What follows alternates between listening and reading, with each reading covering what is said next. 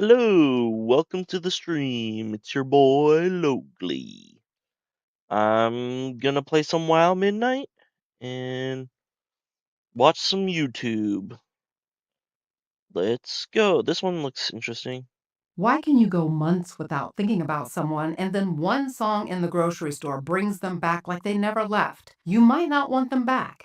You What may is not this? even miss the relationship, but suddenly your body reacts before your mind catches up. Your chest tightens, your stomach drops, your attention narrows, and now this person is loud in your mind again. That doesn't automatically mean you haven't moved on. It means your brain stored more than the facts of the relationship. It stored the state of being in that relationship. I'm Dr. Tracy Marks, a psychiatrist, and this is the final video in my Science of Love series. Today, I want to explain Science of why some Love. people stay mentally active long after the relationship is over, why a song or a smell can bring someone flooding back in, and what you can do when your brain keeps replaying a person that you're trying to release. The first thing to understand is that memory is not a clean file cabinet. Your brain doesn't store one simple folder labeled with someone's name. When someone mattered emotionally, your brain stored a network. It stored their voice, their smell, the places you went together. It stored the way your body felt around them, the anticipation before seeing them, the anxiety when things felt uncertain, and then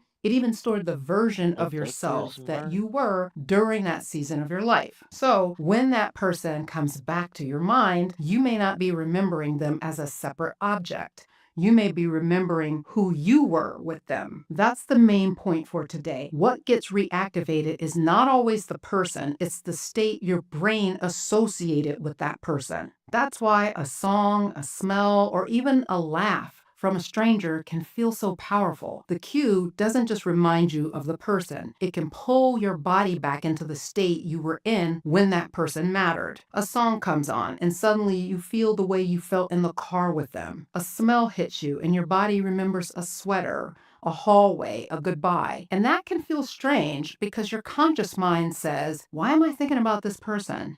I was fine 10 minutes ago. The answer is that your brain matched a present cue to a past state, and it did what it was designed to do. It recognized a pattern. Here's an example. Lena hasn't thought about her ex in months. She's not checking his social media. She's not hoping he texts her. And she's not walking around feeling heartbroken. She's just at the grocery store after work, picking up a few things. Then a song comes on. It's not even a popular song. It's just something they used to play in the car. And suddenly, Lena feels 26 again. Her body remembers the car, the windows down, the feeling of being wanted, and then the breakup that came later. In that last moment, she isn't flooded with him exactly. She's flooded with the state of being with him. And here's what's happening in her brain. Her auditory system registers the song. Her hippocampus helps retrieve context, where things happened, when they happened, and how the memory fits into her personal story. Her amygdala tags the emotional intensity as this matters, and her body begins to recreate that old state through familiar physical sensations. Then her default mode network starts doing what it does. The default mode network is a self-referential network involved in autobiographical memory, mental time travel, and meaning making. It starts building a story. Why did that hit me so What am hard? I supposed to Do do I with this still guy? miss him?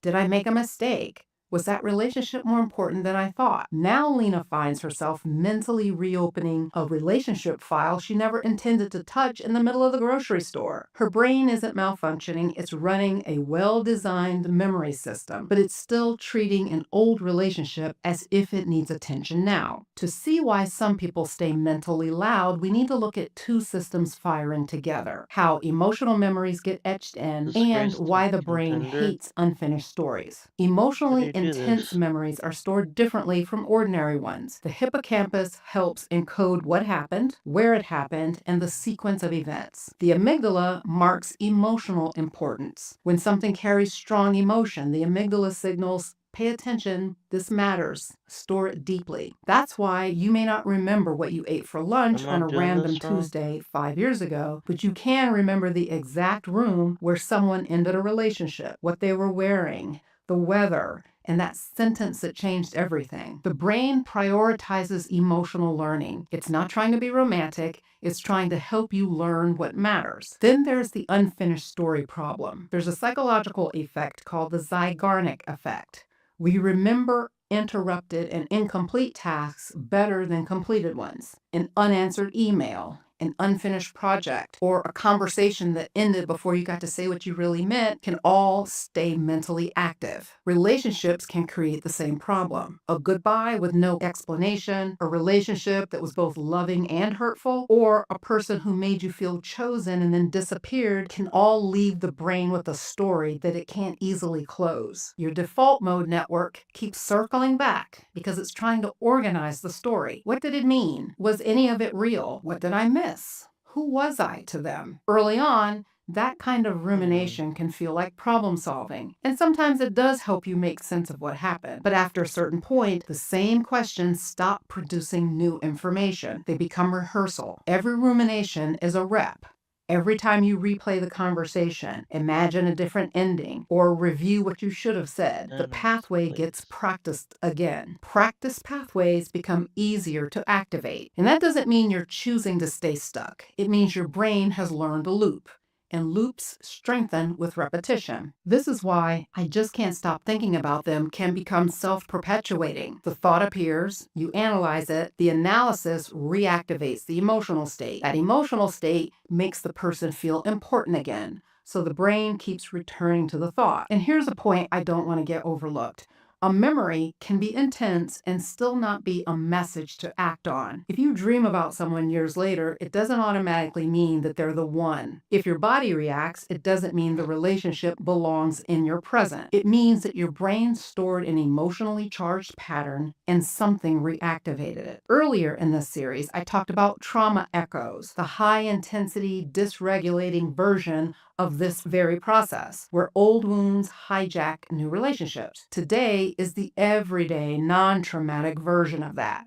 Same general process, but just a different volume level. The brain uses past emotional learning to interpret present cues. Sometimes that learning protects you, but sometimes it keeps you replaying something that no longer needs the same level of attention. So what do you do when this happens? The answer is not to force the memory away. Suppression often backfires and makes you think about the subject even more. A better approach is to update the memory. This is where reconsolidation comes in. When a memory is reactivated, the brain doesn't simply replay it like a video. It briefly opens the memory network and then stores it again, kind of like opening up and playing with your toys and then putting them back in the toy box. During that window, new information can become linked to the old memory. That means the same mechanism that makes memories sticky also gives them flexibility. You're not erasing the person, you're reducing the charge and updating the meaning. So let's go back to Lena in the grocery store. The song comes on, her body reacts, the old state rises. The old pattern would be to spiral into the story. Maybe I made a mistake. Maybe no one will make me feel that way again.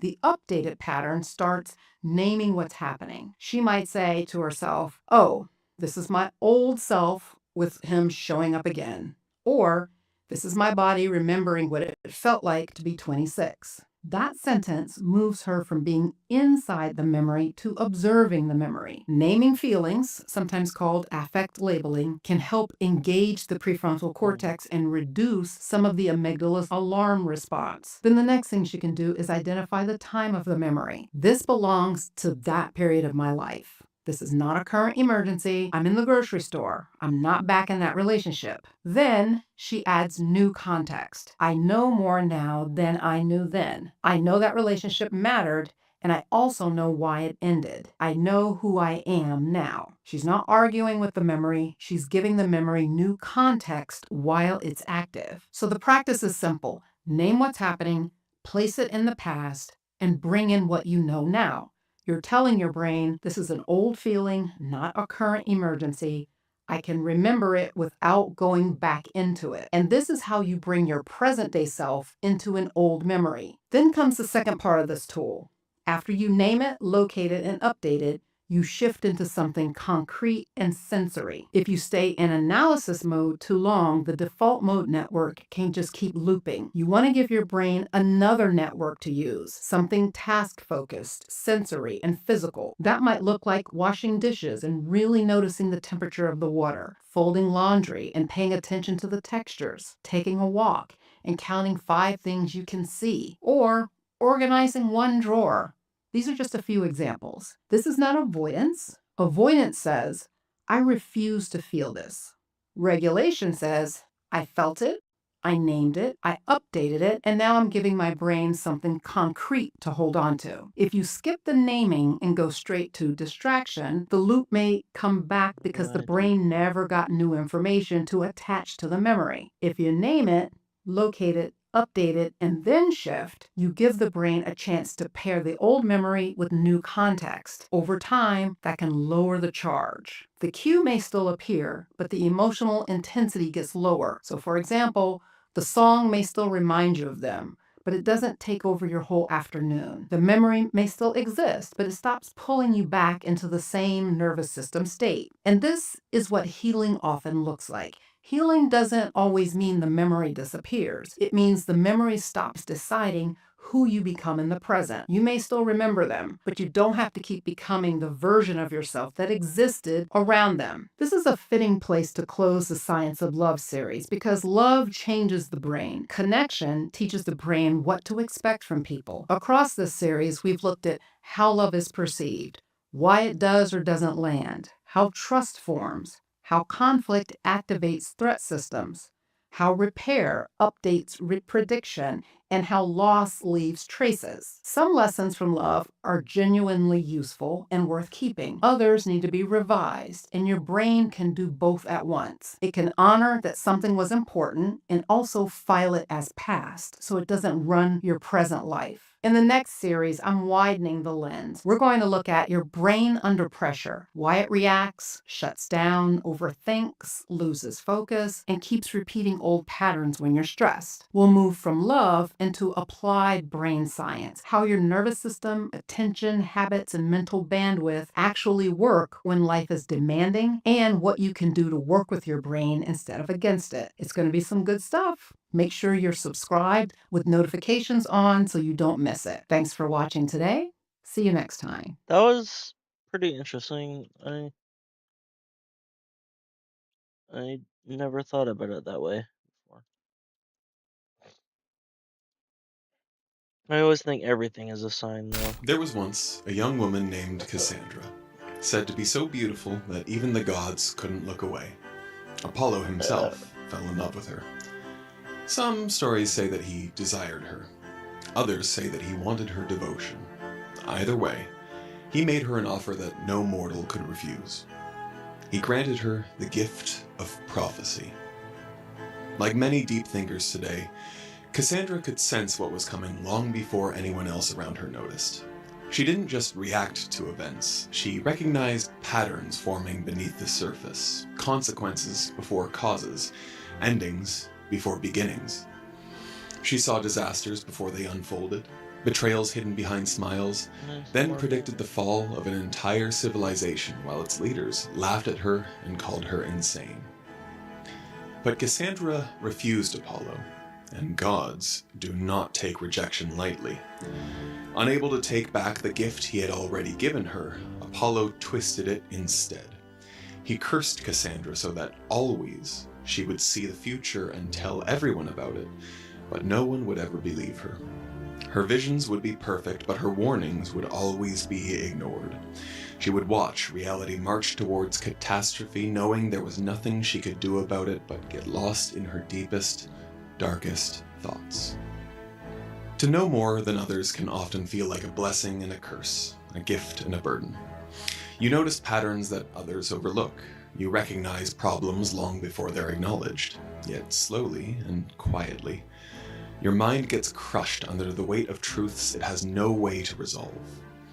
Are all deep thinkers doomed to Cassandra's fate? Or is there a way to defeat the god Apollo and learn to carry that awareness without letting it destroy you? This is the depressing psychology of deep thinkers. Oh yeah.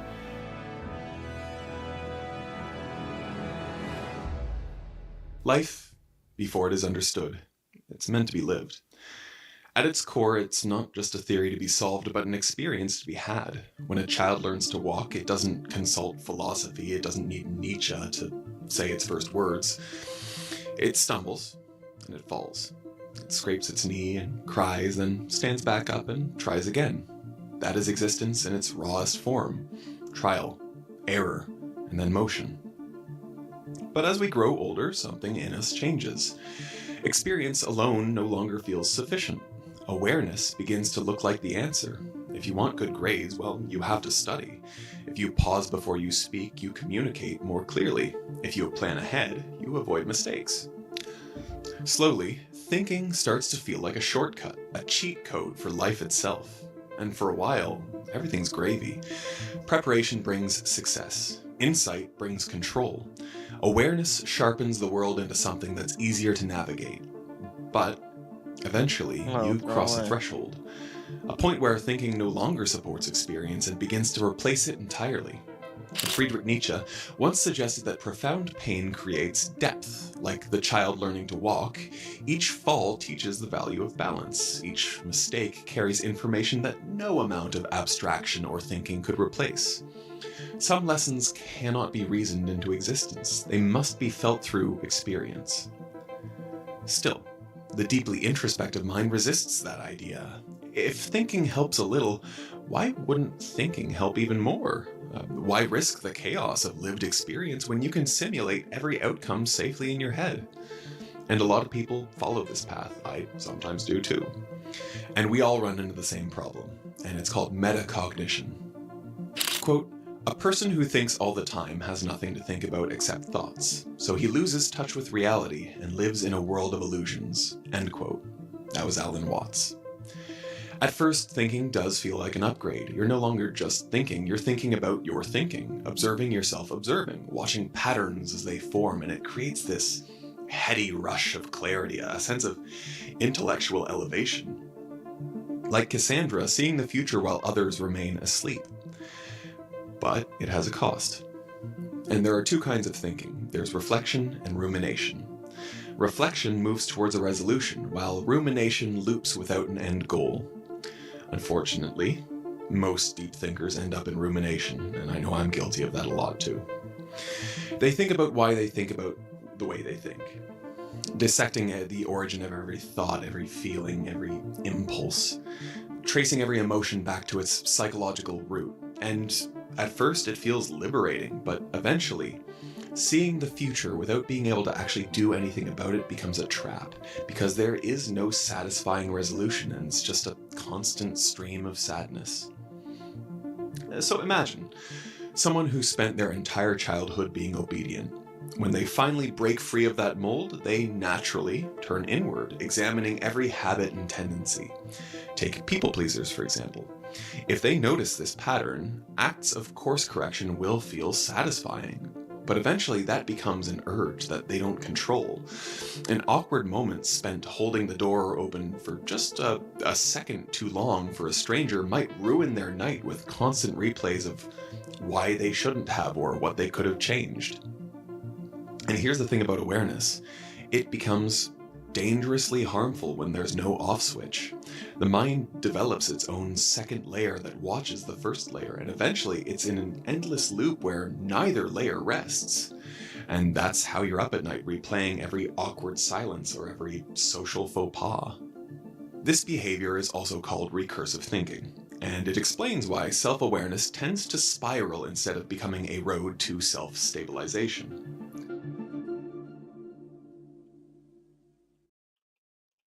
There's a reason this spiral doesn't feel like a problem at first. Insight feels good. When the mind finally connects scattered pieces of information, there is a quiet surge of relief, an aha moment. The sudden sense that the chaos has been tamed and something hidden has been brought into the light, and more importantly, it's you that did that. For a brief moment, the world makes sense. Your brain rewards this heavily, because it doesn't distinguish between solving a real-world problem and solving a conceptual one. Both of those actions release the same physiological response. To the mind, insight is progress, even if nothing in your actual life has changed. And this is where deep thinkers get stuck. Psychology recognizes this tendency through a network in the brain called the default mode network, or DMN. It's mostly active when you're resting, daydreaming, or you're not really focused on the outside world. Think back to school. That late afternoon class where, sure, your body was present, but your teacher is just blabbing on and your mind has already drifted somewhere else. Well, that is your DMN taking over. For most people, the DMN happens only at certain times and with the right triggers. For deep thinkers, it does not shut up. An overactive DMN keeps attention completely focused inward. You start experiencing psychological threats even when there is no physical danger. You feel anxious without knowing why, sad without a clear cause. You're on edge in moments that are completely neutral. Evolutionarily, this system, it made sense. It's there for a reason, after all. After a close call, reflection helps us survive and avoid situations just like that. If our ancestors weren't able to learn from our mistakes, well, I can probably venture that we wouldn't be here discussing this. But the modern mind has turned this survival mechanism into a self-sustaining loop, and at the center of that loop is insight. Each realization feels like you're getting closer to peace, closer to clarity, closer to finally understanding yourself well enough to rest. But if you're watching this, odds are you know this as well, that rest never comes.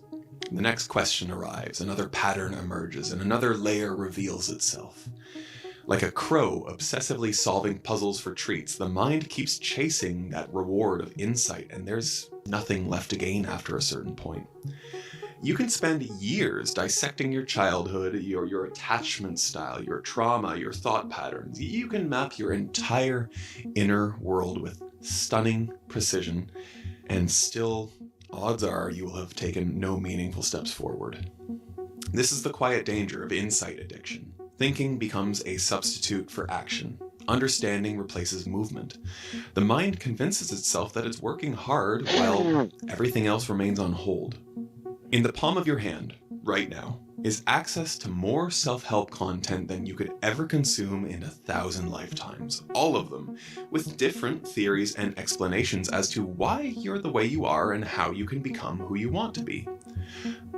I'll come clean. Even on this channel, we often reflect on why our minds form certain thoughts. Some of you might have complicated childhoods filled with buried memories. Memories that likely ignited your journey into philosophy, leading you to explore the why of everything. As if at some point, the human condition will make enough sense for your mind to finally quiet down and rest. I'll let you know when that happens for me. It's not going to. The unspoken truth is that asking often creates the same roadblock preventing you from doing. In questioning the walls surrounding you, you're building yourself a prison. For deep thinkers, the present moment becomes secondary to their overly excited imagination. The worst part is that the mind, well, it's technically not wrong. Awkward moments really are tricky. They require thought. But that doesn't mean that they are worthy of hijacking your every waking moment. Spare yourself the pain. It's even fair to say that in those moments, you're really not thinking deeply. Instead, it's your DMN refusing to disengage. Most people naturally filter out irrelevant information. It's what helps them reach a specific kind of moment, the one where life feels like you're a butterfly flapping its wings, feeling every beat of tension in the air. It's the flow state, and if you've ever been there, it's beautiful. If there's one downside to the endless pondering of an overactive mind, it's you lose the ability to enter this flow state. Flow isn't just about focus, it's temporary ego death. Joy in flow doesn't come from feeling hyped up about what you're currently doing. Paradoxically, it emerges from an absence of self. In that moment, you disappear, and yet you're happy. Maybe not happy in smiles or celebrations, but you're happy in self-assuredness, the kind that doesn't need to question its own existence. To achieve this ethereal sensation, you must find immersion in the present moment. Oh shit, can you guys... Unfortunately, deep thinkers struggle to let go of self-observation. Just as you're about to feel a moment, might you need stumble. to clean up my beer can. Self-consciousness kicks in and it just spoils the magic. Have you ever watched a sports game and seen an athlete completely break down? Yeah, maybe it's a heckler in the crowd or a referee calls an unfair foul. Suddenly their game becomes inconsistent. It's like their limbs are noodles and they can't seem to control anything anymore. They call it the yips in the industry. What do you think's wrong with the athlete? Well, it's a loss of flow. In the quest for a fulfilling life, a part of you needs to trust yourself enough to stop holding on. Now, I can't quite say what it is that you, as an individual, you watching this, need to let go of. For some, it's the lucky bracelet that they lost 2 weeks ago. For others, it's words like, "You're not good enough." Whatever it is, the real ability to get back in the game of life lies in you and only in you.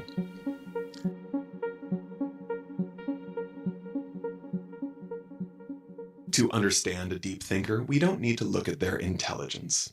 Instead, let's take a peek at their first world. You see, this mindset rarely begins as a choice, but rather as an adaptation. It originates as a brilliant, desperate strategy forged in a childhood where the ground was always shaky. Parents of introspective types were likely always in a mood. Well, not only that, their temperaments were the kind that could suddenly change like the weather in a random English town. Love or anger might have arrived with equal levels of intensity. In such an environment, hypervigilance is the most rational response you can have. The child learns to become a master observer, using their mind to map the subtle tremors preceding an eruption. Sometimes it's a change in tone, other times it's a loud kind of silence. Their safety depended on how well they could predict these shifts. In their worldview, they learn that life is safer when you simulate an action in your mind 100 times, constantly weighing every possible outcome instead of risking the unpredictable reaction of the real world. The mind then transforms into a sealed laboratory where all experiments are run over and over again. Another noteworthy trait from these types is spontaneity. Dude, this Claymore's Or should I say the lack thereof. Spontaneity is a luxury in the eyes of deep thinkers. It only exists for those who can trust their environment to catch them when they fall. For such a child, the only safe space is within the fortress of awareness. So feelings like joy can never be truly random. It's only allowed when they have a quiet, private relief and not a burst of celebration.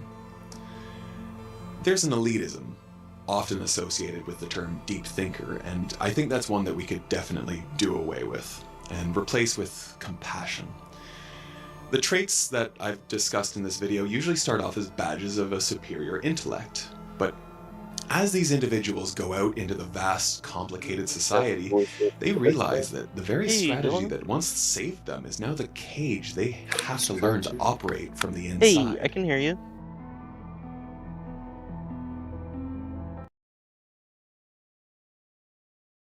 Somebody once told me the world is gonna roll me. Was that you? It's not really working. It says I'm in. Yeah, I can hear you. Nothing's ever open it up here.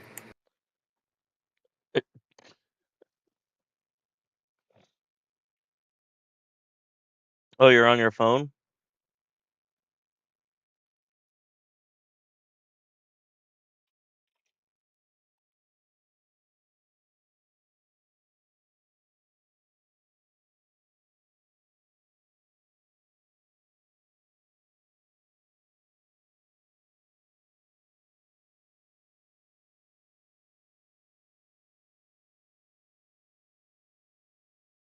Hey, dude. Hey. Can you hear me now? Yeah, I'm here, but I'm not gonna stay here. It's too hard to talk to you, and I want a game. No, I'm down for with sure. party chat, but if you want to stay in Discord, I understand. Oh, no worries. We don't have to. We don't have to do. I We don't. don't have to I chill don't know. tonight. You're gaming. You're on Elden Ring. Yeah, I'm all right with chatting and hanging out, but I'm not gonna do whatever this is. This is difficult. Oh, is this You, not on your Xbox? Okay. Yeah. yeah, I can't. I'm talking to you on my phone right now, and you're like an itty bitty tiny itty bitty voice. I'm having a real difficult time. I'm not doing this. Okay. I Yeah. would be willing to do Xbox Party Chat, but All if right. you like your Discord, then I'm Oh, not going to join you on Discord. we can do party chat. One sec. I'll yeah. Xbox party chat.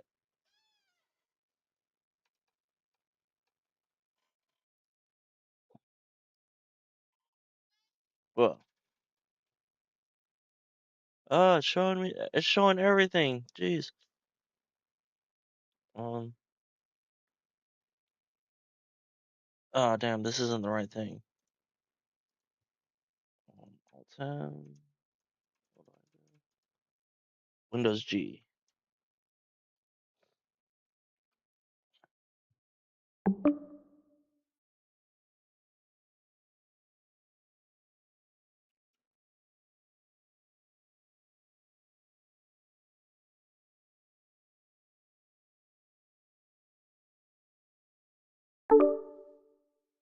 Hello. Hello. Hello.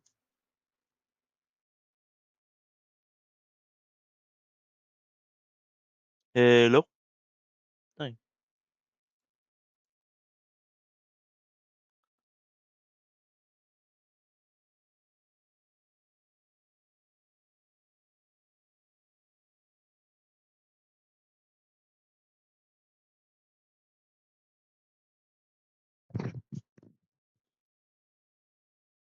Hello. Hello. Hello.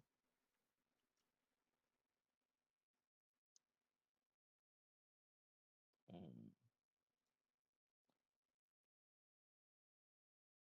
Windows output. Windows input.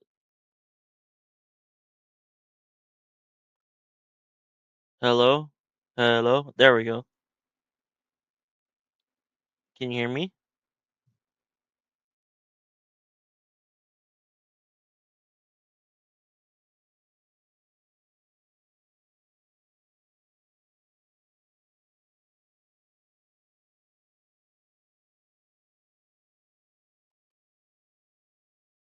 brother?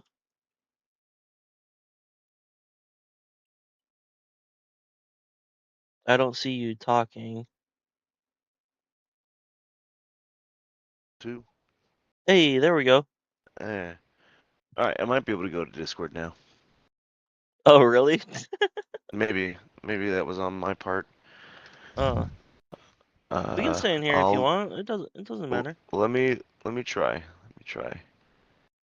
Okay. You can stay here. I'll be right back. Okay. Uh,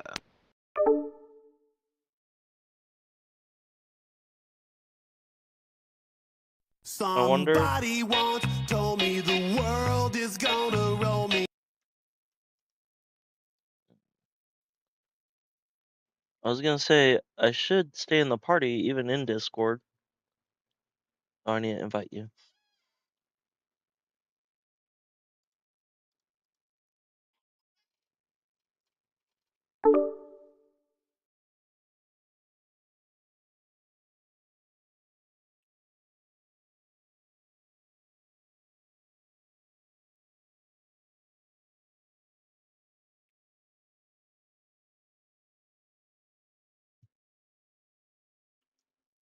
Damn it. Hello.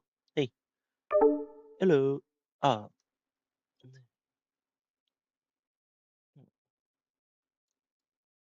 How did I get that down here? I want this on my other monitor.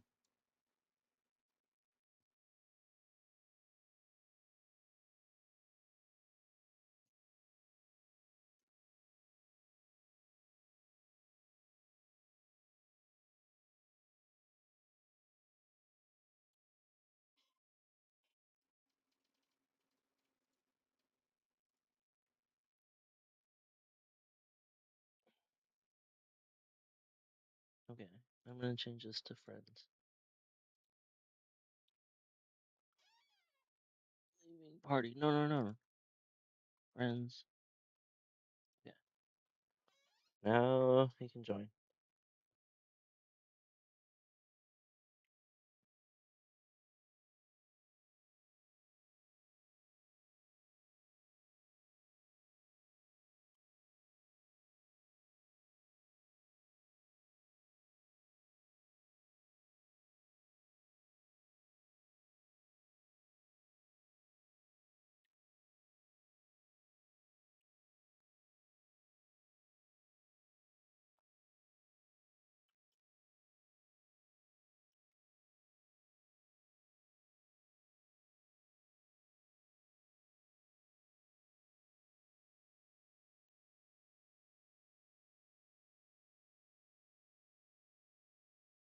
Hello?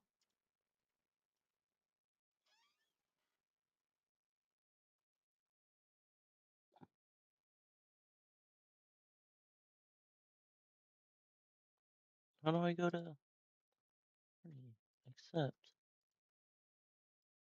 Is it because I'm in one?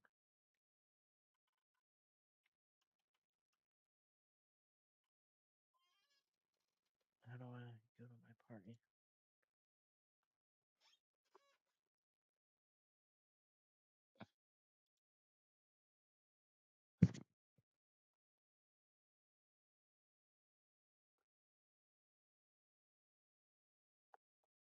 Wait, why is it jumping on my phone? What?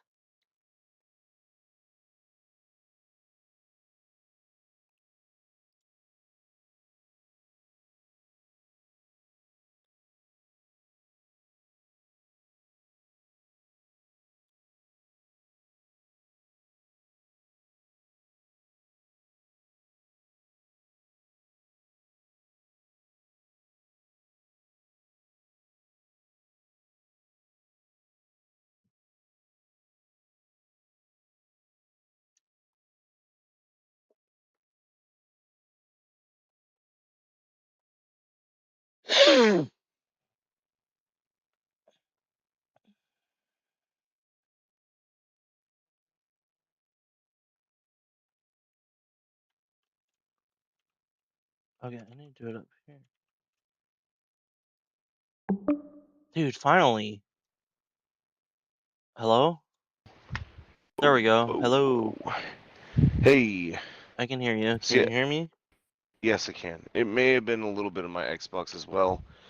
Discord still isn't working for me, and then after I left, I cannot get back into the party. Yeah, I made it And invite only. Sorry. So I sent you an invite. no, it was it wasn't just that. There was I took that invite. There was back room shit going on. Oh, the back rooms. But I wanted to be in Discord because I Infiltrated. wanted to stream and show you my Elden Ring stuff. I wanted But that too. I was excited when I yeah, saw you were on Elden Ring. yeah, I was like, oh, I get to show you what's going on. And I was like, oh, what the fuck? Why the fuck can't I connect? That's Yeah, that's a okay. bummer. That's okay. We'll get Yeah, them next time. I finally jumped back in here, and I was like, oh, I'm pretty happy where I'm. Or I was like, great. I remember exactly where I was stuck at, and I think I only fought the dude 2, 3 times. I beat him, and I was like, okay, all right. I was like, I'll keep playing. Nice. Who are you fighting? I was fighting some like priest of Mesmer. I have yet to really find out too much about Mesmer and what's going on here. This is the expansion. Yeah. And now I'm in a big old black castle underneath the tree, but I don't think this is the tree. It could be though. I don't think so though, but it could be. This could be his castle. There's more. There's definitely way more. I just beelined it here. I didn't know how to like. I I'm looking at my map and I have not done like really anything for here, and I just kind of beelined it for this castle because there's this big giant wicker man and I have no idea how to defeat it. I think someone told me it was like, you just have to slowly kill it and not die. And I was like, fuck that. There's a bunch of them, or at least two. There's two of them. I just wasn't feeling it. So now I'm making my way up this crazy castle. That's cool. I wish I could see. I know, right? It's a pretty cool journey. Let me try one more time. Why did they take Mixer off Xbox? That was such a cool thing. Who bought out Mixer and sold it to Twitch? Fuck that. I don't know. Alright, I'm gonna try. Dude, honestly, I got more views on Mixer than I ever did on Yeah, it was Twitch really or easy to do. You just like jump around. It was a really good system. It was really good. Alright, I'm gonna try it, Logan. I'm gonna try it. You're going to try Discord? Yes. Okay, well, you can come back into this party, right? I'll try. Alright. Alright. Goodbye.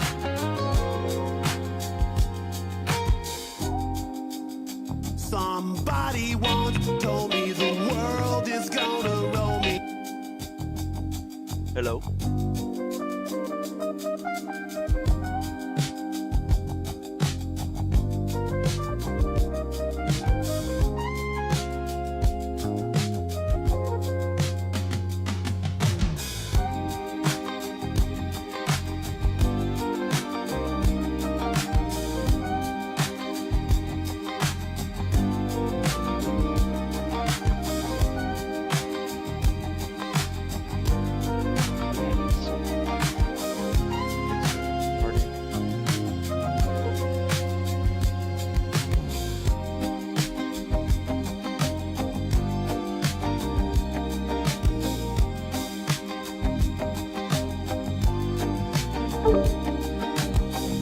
Hello?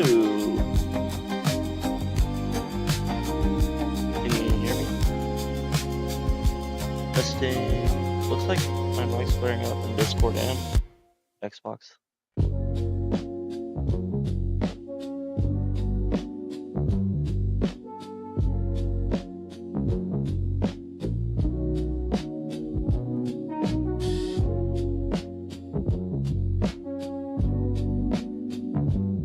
Hello, hello, hello.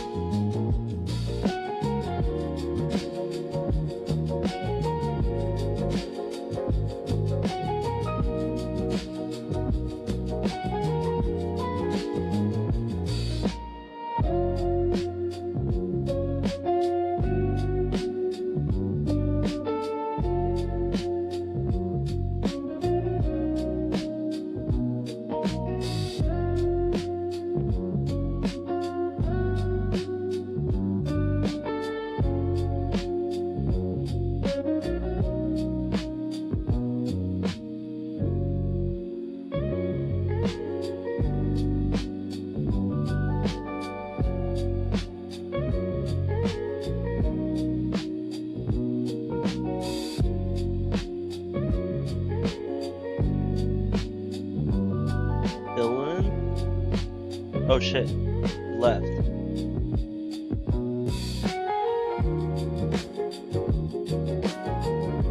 Aw man, he probably just wants to play his game, dude. This. Yeah, cool, right?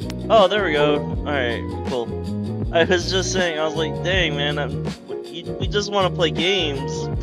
Yeah. The Technical problem difficulties. was there was a lot of problems. But Discord's super not working right now, and anytime I go from, it's working so bad that as soon as I touch Discord, when I try to come back to anything, it the influence, it influences further. That's not good. So just imagine if you had Elden Ring. You know what else I downloaded today? Dark Tide. I played Dark Tide today. Armor Core. I got to play with some Skatari dudes. I did not play Skatari. It's like $11 for the DLC. It's like, nah, I don't need that. I would play Dark Tide again. It was fun.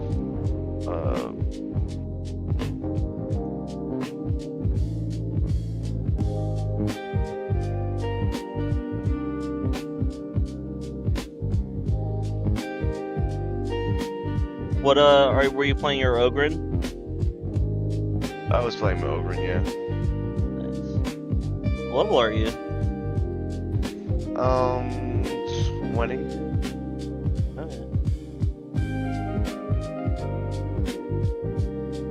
Dude, this guy keeps killing me. This fucking wizard fire casting mage. And I've killed them a couple times, but now they block my way, and they made me double die, so I lost all my shit. So now I just have to get past them, but I can't even run past them. He kills me if I try and run past them. Sometimes you get so fucking, it's like fucking, son of a bitch. I'm gonna try and run past him.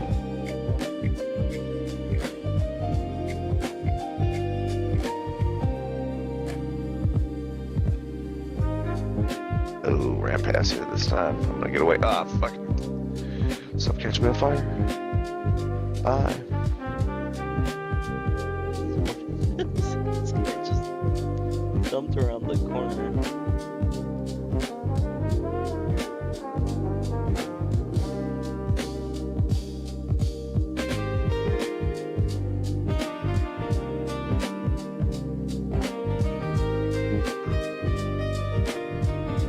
A secret right scroll.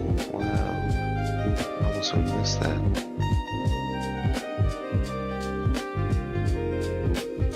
Try Finger's butthole.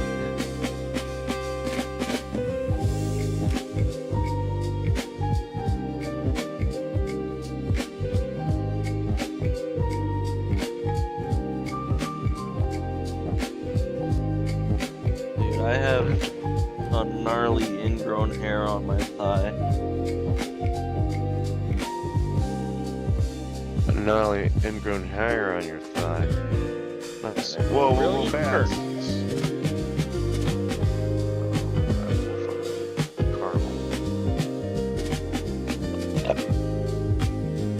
Chase me.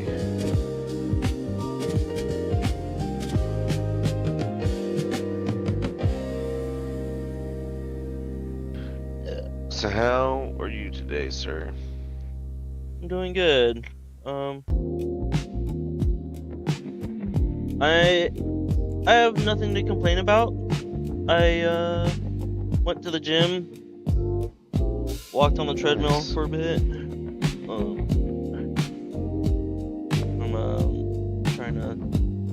I'm just trying to get healthy again. Like I am definitely overweight, but I don't think I'm gross overweight yet.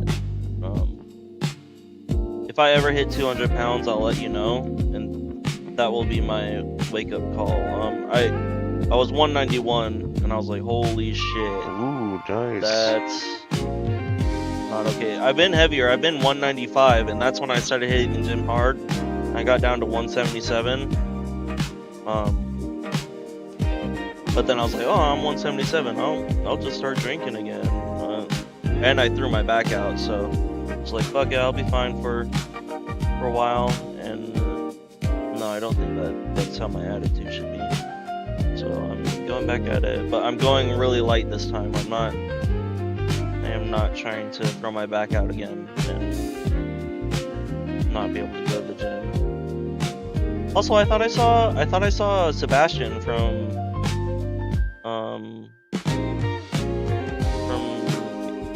the fire department there. Yeah, you saw Sebastian. I thought I did. It looked like him. I didn't go you up to him did. and say hi. I was just curious if he goes there or not. But yeah, it looked like him. I was like, oh. Yeah, he's always trying to get me to go there.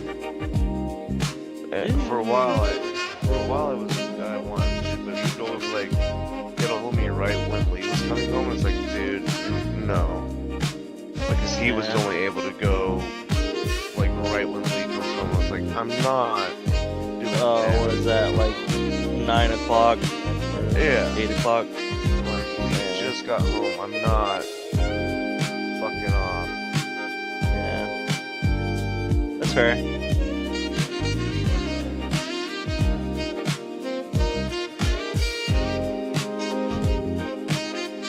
I like Sebastian. He was really funny.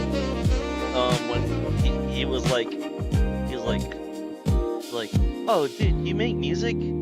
That bumps your attractability scale up to at least a 7 now.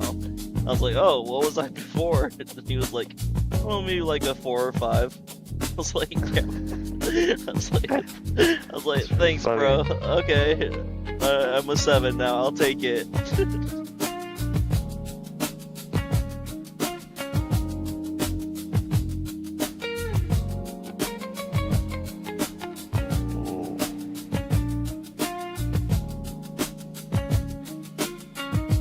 Oh my. Oh, I'm supposed to be.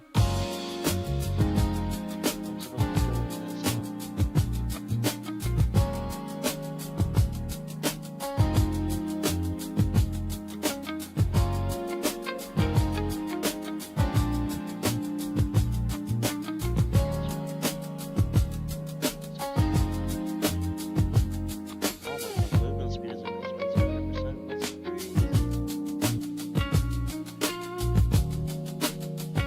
Dude, I'm mini me, man. I'm fucking cracked.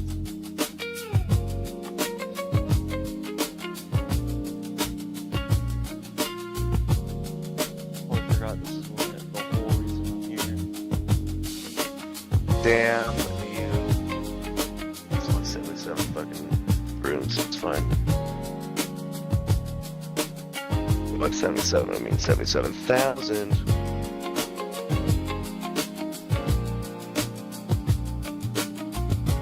If I double this, and that's fine. I need close to 400,000 to level up.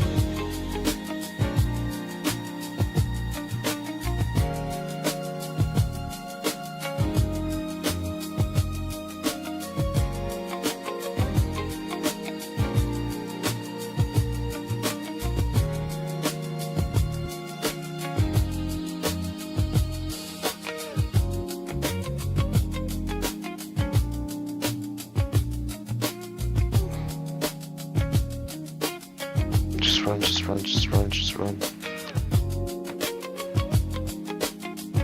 I've thought about it, Dylan, and I do think I can be just friends with someone who I was once romantic with.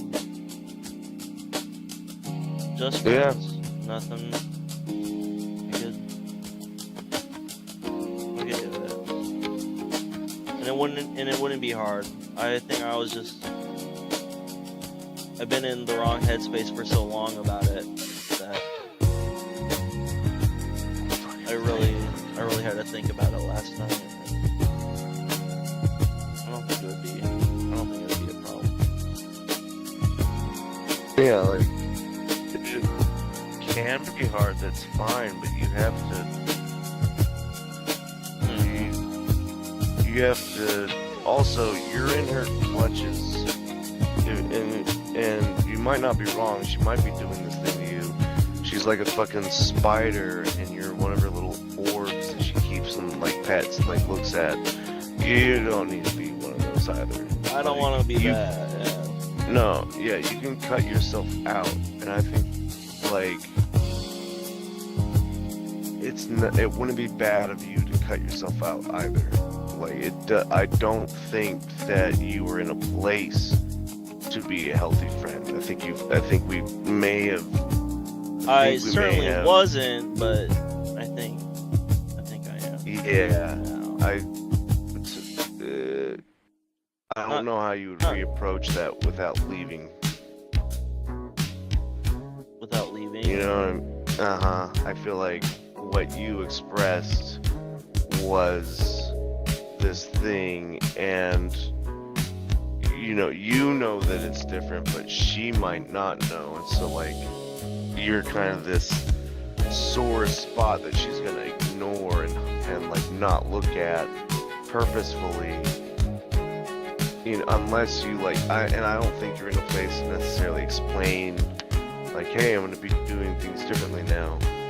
Yeah. I probably don't need to say anything, honestly, and that's probably the best way to go about it. Yeah, and just leave. Well, get out of the cave. Not unfriend anyone on any of the pages I would. that I have, but I would. I think that's our best route now. I think that what we're talking about is the before 4. I mean, unless you're alright with being in her fucking cave of cloistered fucking orbs. yeah, but that's sometimes. the other thing. I don't think she does that now. I really don't. I think I've just been in. That's how I always felt like when I was with her and she would message guys. I'd be like, yeah, like you were the other guy, and that's what you're being. Right. That thing that upset you to the point that you called everything off, and now you're that thing. That's a good point. That's a fair point. But I'm starting to think like, dang, what if I was wrong the whole time and it really was just innocent and she just is that innocent? Where it is a possibility, so I don't wanna be like, whoa, I judged you because I thought you were this way, and I'm just not gonna say anything. I'm not gonna do anything. I'm not gonna reach out, but I was thinking about it, but I wanted to talk to you and Anna about it first, but I think you should cut the cord to cut your more shit and sail away. And if you meet each other again on the seas or Tortuga, then wow, it was meant to be. But I think that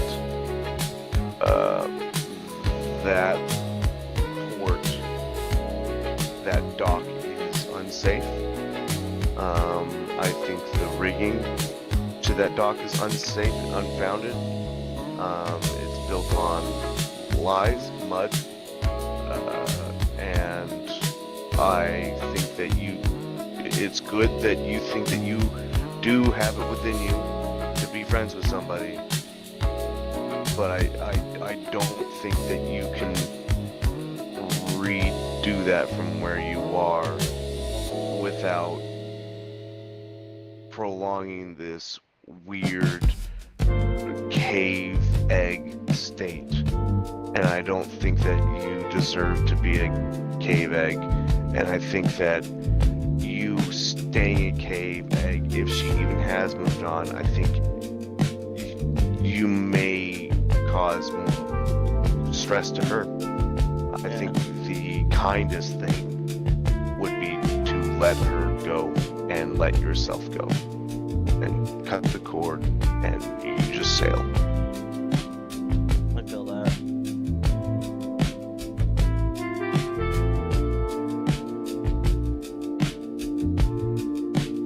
How long ago? Oh, sorry. How long ago did this all happen? Before the wedding, right before Anna's infants. Okay, this is quite a bit ago. And so you've just been hiding? You've been this egg in her cave for that long? I guess so. did remove some of my profile pictures after that happened. You removed some of your profile pictures? Yeah, I had a lot of profile pictures of her and I that I just sort of left up as like, oh yeah, I can leave that there, but I don't have to look at that and think about it. But I feel like maybe that might be kind of somewhat shooting myself in the foot, because trying to move on and a girl sees that as my profile picture might be. Was it your profile picture? No, they were just old History. History, yeah. No, that's fine. You can have a history. You can have a history. That, unless you're trying to hide that history, which I don't think you should have to.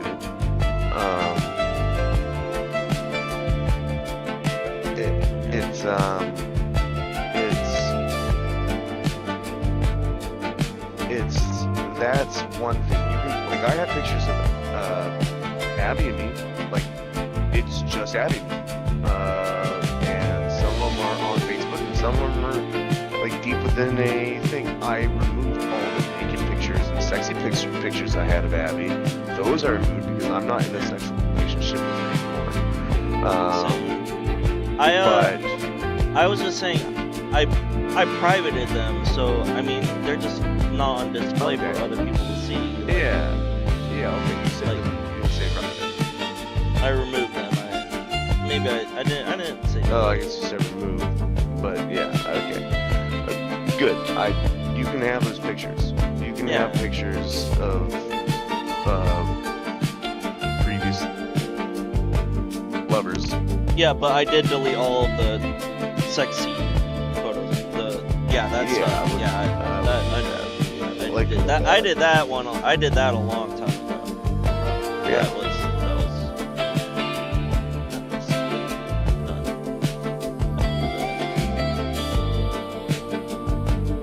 Yeah.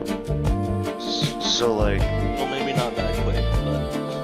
Yeah, that's okay. Sort of thing.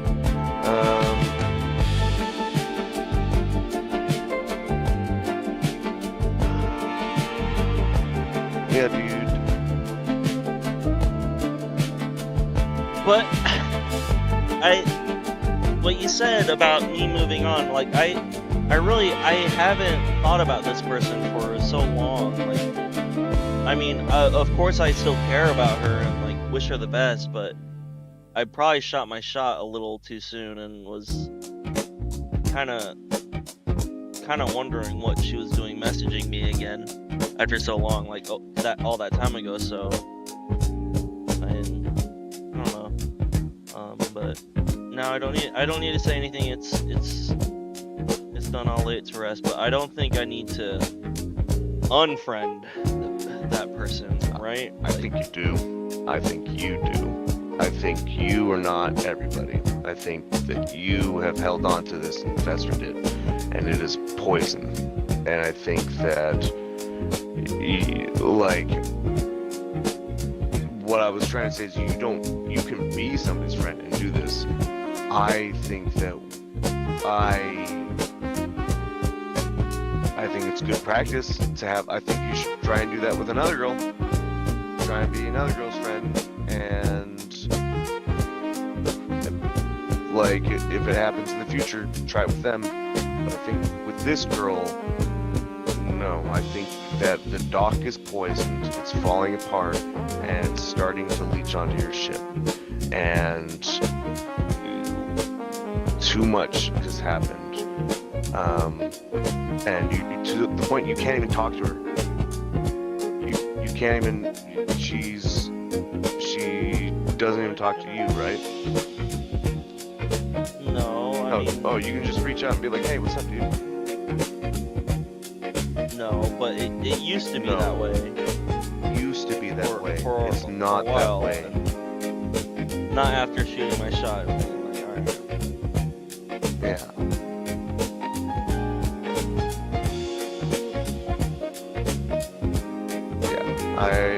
I would advise you seek another can still wish them well. Not even with your mouth, just wish them well. Yeah. Be like, I need to go. I need to go because, and also, I don't think you've ever truly let her go, and I think you need to. I think it would be beneficial for you to not be her friend. At least not having. You can be her friend as a Star Voyager, you know, in your heart. You can hold her in a friendship, but in that friendship, it is cutting cords. And maybe she goes, Logan unfriended me, and then she searches for you, and then you can start that friendship again and have it just be a friendship. But I think it would be doing her a kindness, a friend thing, to leave. I see your point. I'll do that. I will do that. You don't need to say anything. You've already said it many a times. Because you can't. Because you know. You reach out to her and she's like, "God, here he comes talking to me again." It's a painful thought to walk. Yeah, I know. That's why I don't. That's why I wanted to so why are you her friend just to lurk and like see, and that's unhealthy. Yeah. It's time to go. Hopefully you guys can see each other in years to come. And if not, then then wish her well. Pray for her.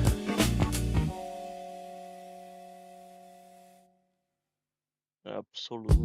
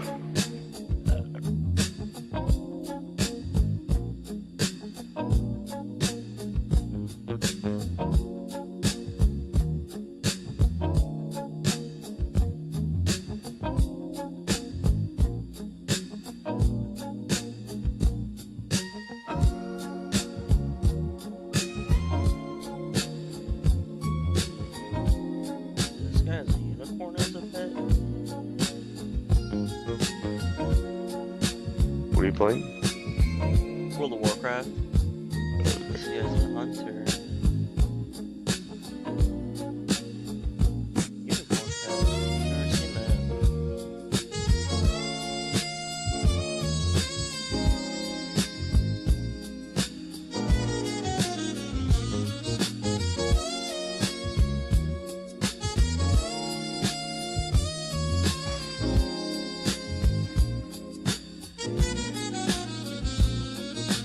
This place is a nightmare to fight in. God damn.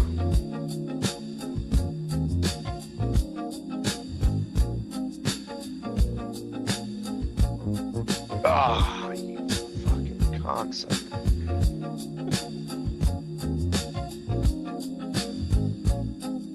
There's gonna be a lot of stuff. Big glowing eyes. Which means they're harder, but they drop more shit. Maybe this is the library. There's all these like red Ku Klux Klan dudes running around.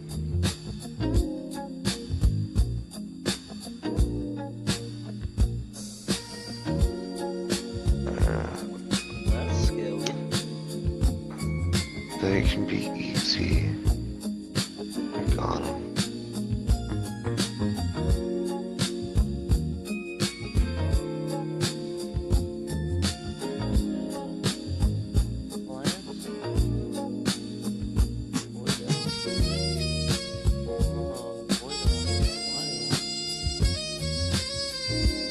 They have so many new races in World of Warcraft.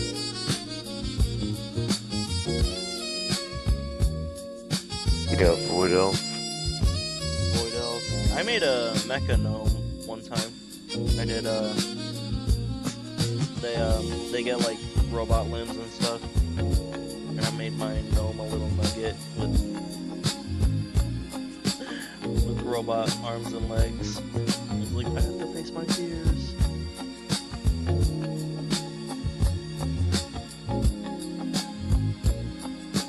Probably don't need to do that anymore. I was a delusional boy for a while. Doing what? Making all of my characters nuggets, thinking that I was gonna be turned into a nugget. You're turning us into nuggets? Yeah, remember in Halo Infinite I did the same thing. I gave my Spartan robot legs and arms. Like, Oh, that's you mean the nuggets? yeah, and I was like, this is what I have to. This is why I have to do this. I have to. I don't know. I was an insane. I held it together like I was sane, but shit, I might still be insane. Yeah. But I'm better, I think. Yeah. We're all a little insane.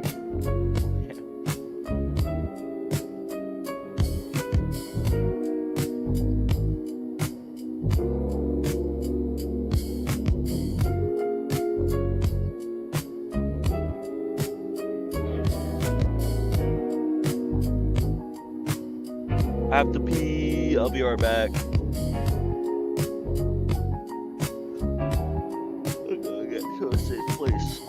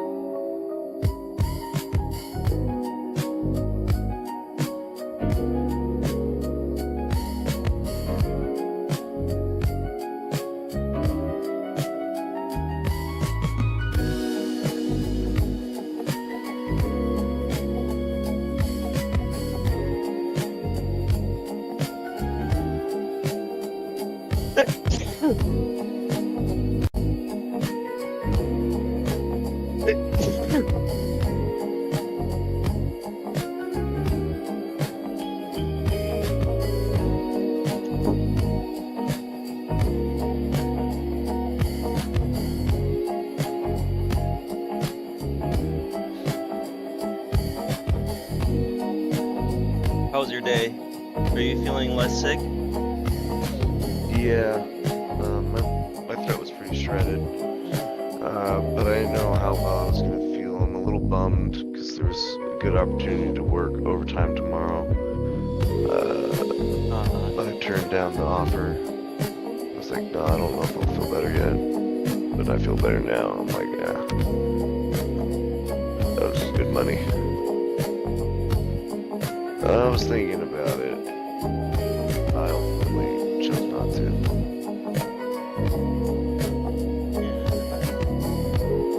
That's probably good. Make sure the cold is gone. So I mean, I went into work with it,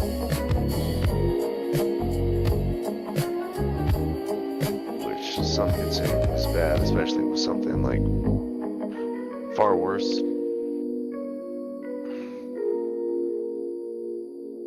Oh yeah, COVID 2.0. Mm. Whoa, whoa, whoa, whoa, whoa, whoa, whoa, that's a dude.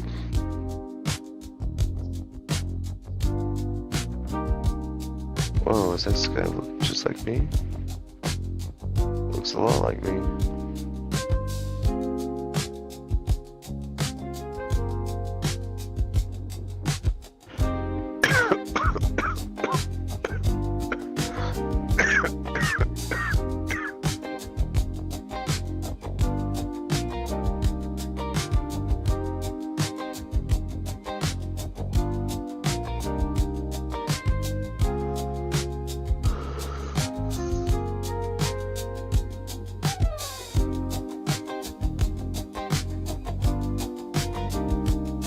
Oh, the message was approved.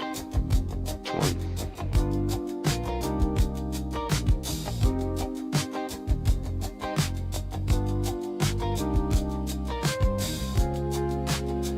I got a couple really good ones. I got hole ahead, and I point downwards, which warns people about something. And then didn't expect betrayal, in short thief, and I'm pointing to a dude. And that dude, anytime you die in Limgrave, if he's still alive, a portion of your runes goes to him. Every single time. And so you're not getting your shit back. You're like, what the fuck? And I found him and I was like, dude, there's nothing pointing to this guy. Like, he's a motherfucker. Someone give me one more. Stealing all your runes. Yeah. Didn't expect betrayal and short thief. What? Someone don't like that? Okay. Probably they didn't see him. Try jumping. That's good. Secret ahead. That's good. 22 upvotes on that. Try striking. That's good. And then this is my favorite one. And this one always gets tons. 189 upvotes, 8 downvotes. And I'm pointing upwards. It's this high spot butthole, and it's this butthole in this grave, this gnarly butthole. I wish I could And see then- I'm not looking at it. I could go to it, but I have to run that gauntlet. First off, think carefully, which is good, and then point down. Because you have to. I died a lot. Like, I could see people had a lot of things, messages that were just like, oh, go down. And like, I went down and just died. And I was like, oh my god. It's like, think carefully, like, be careful as you go down here. And then a couple of be wary of trap, are you ready? A lot of good upvotes. I write messages every once in a while with people. I got good upvotes. Like, first off, I want to go home and then time for Edge. Like, what the fuck is he talking about? Talking about masturbating? Time for Edge. I don't think he's talking about that Edge.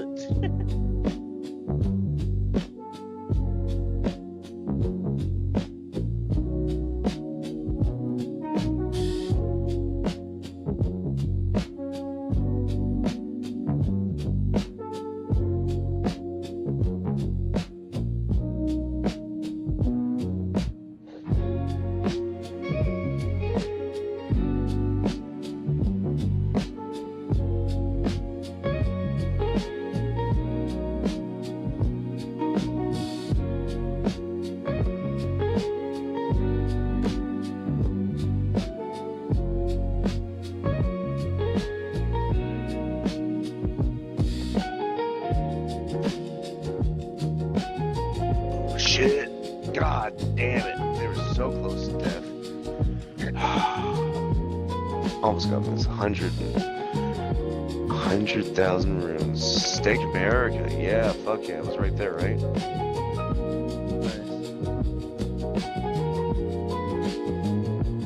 100,000 runes, bro. I'm gonna go pick it up right now. Do not die. lost quite a bit before. 100,000 is not that much anymore.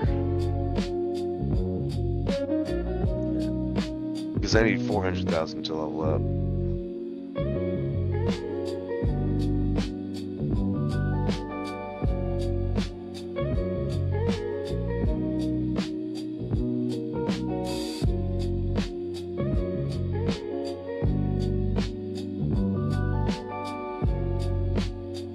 I gotta watch a jewel crafting guide on in Midnight, because I still don't understand the profession menus in this one.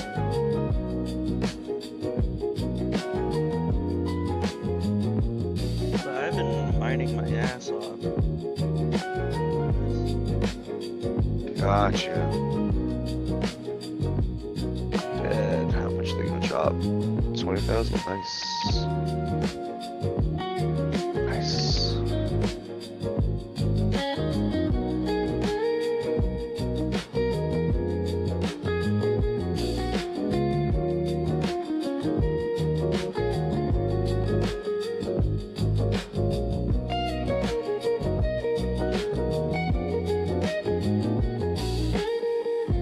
Nice. I just see a really cool reward for a quest.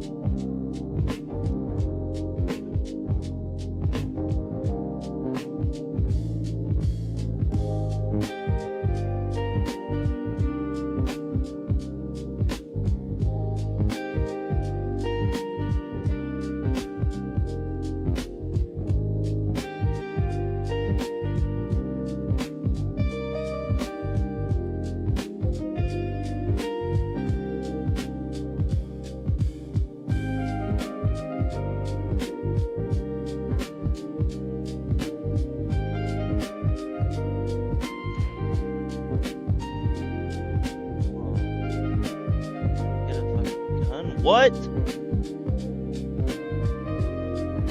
Dude, WoW just turned into a first-person shooter. Turned into Overwatch. I'm far off from Overwatch using my ult right now. Or this might be someone else.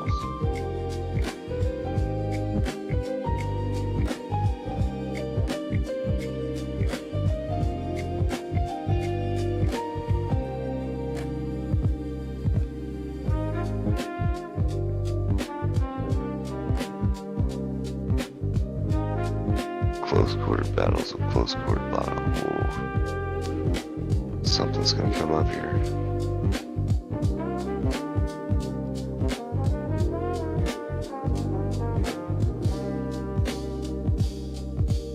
Oh.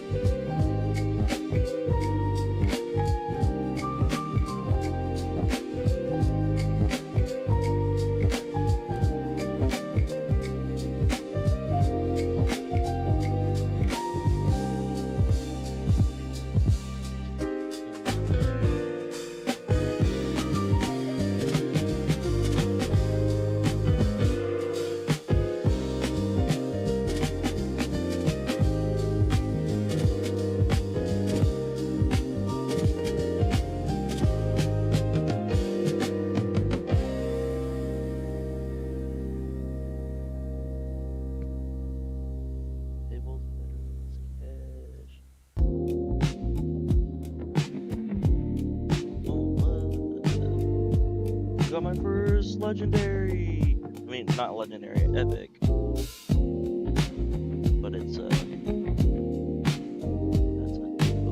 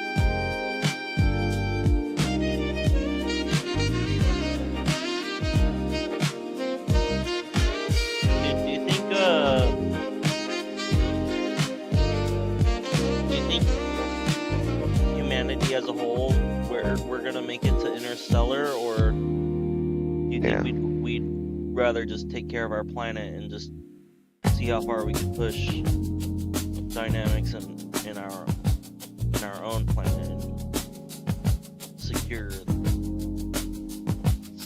our home base before we flee to another planet. Shit, I'm probably not phrasing this right. Do you think we're gonna do you think we're trying to leave Earth for anything other than survival, or out of like, let's go see what else is out there? We've blended nature and technology, and now we can afford to explore the stars. Because I think Earth is a prime real estate. We don't need to leave for survival's sake. I think we can course correct all the pollution and stuff, and then Yeah, I think we do need to leave for survival though, because it would only take one asteroid to destroy us. Right. No, you're right. We do need to have that fallback plan. I agree. But I think we can spruce up Earth before we leave, right? Before it gets hit by an asteroid. We could, but I would ASAP, as soon as possible. And then Is there an asteroid? backwards fix it. All the time. I mean, a world ended. All the time. They just barely went by. Yeah, we've had three within the last decade that just feel like, whoa, we totally missed that one. It just barely missed us, thank God. Yeah, that would be bad.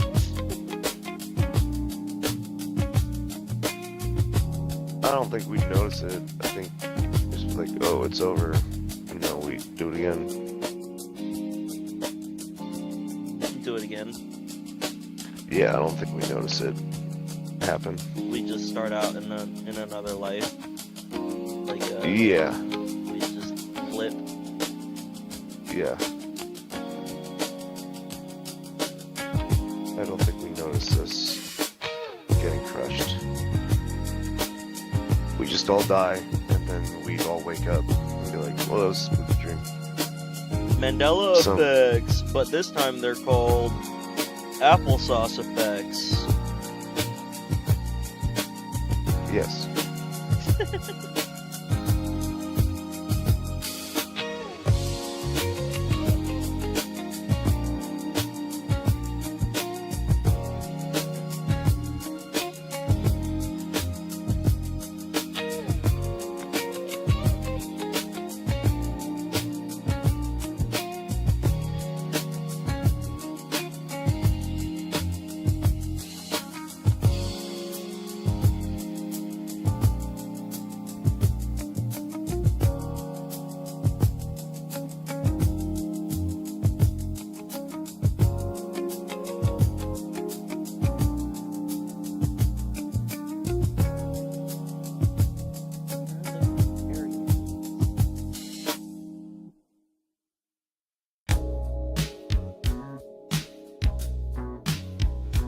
Come at me!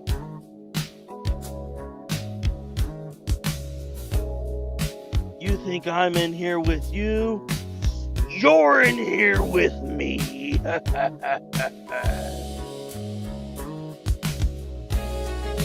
you got it. I did. I think I'm playing the most OP class in the world right now. They made Paladins insane. I think they wanted Paladins to be the main character for this expansion, I think.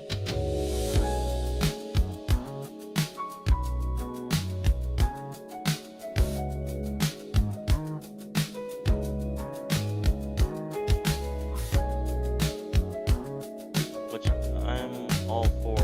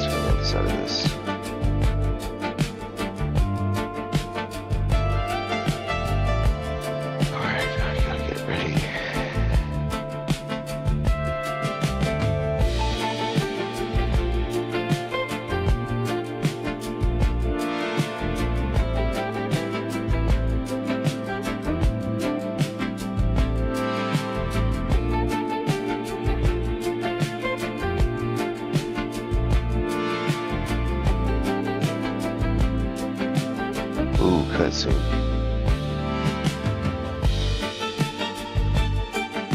That's how you know it's serious. Yeah.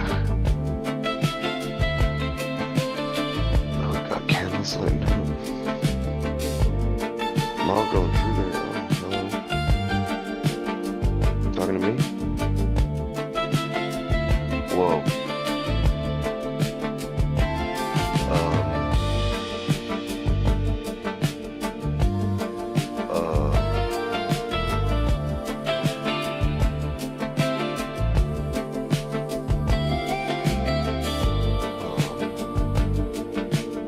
Mesmer? Holy shit. I'm not fighting you right now, am I?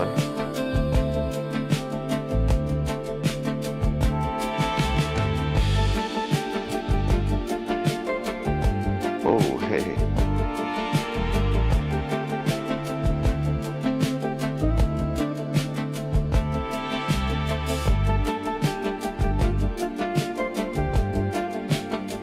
Oh my god.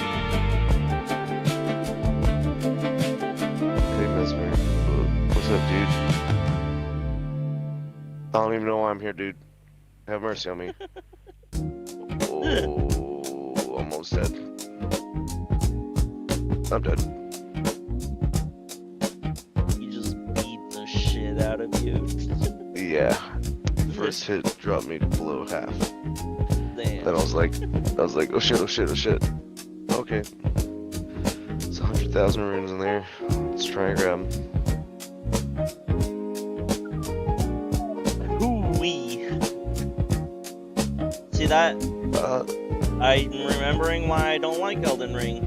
Because there's a chance to lose 100,000 runes walking into a boss fight. Well, how many runes does it take for you to level up at this point? 400,000. How many runes do people drop usually? Shoot. Sorry. Focus. I'd say like 20,000 for a beefy dude. 4,000 for like a small thing.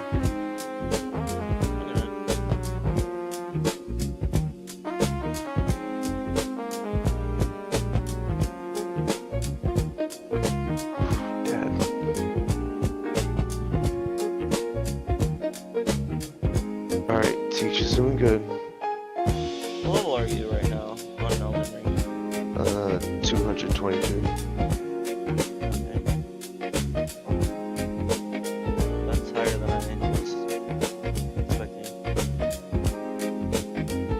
I thought you were like 100. Yeah, I guess I'm like almost level 1.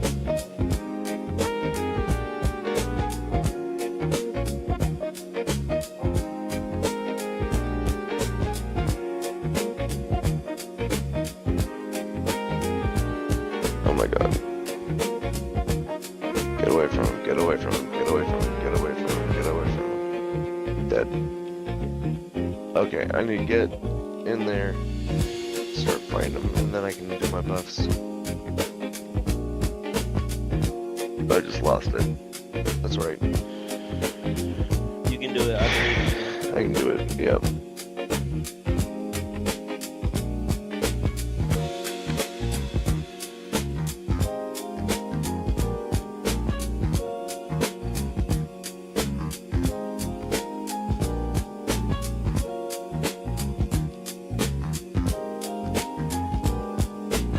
Why can't I do it? Why can't I do it?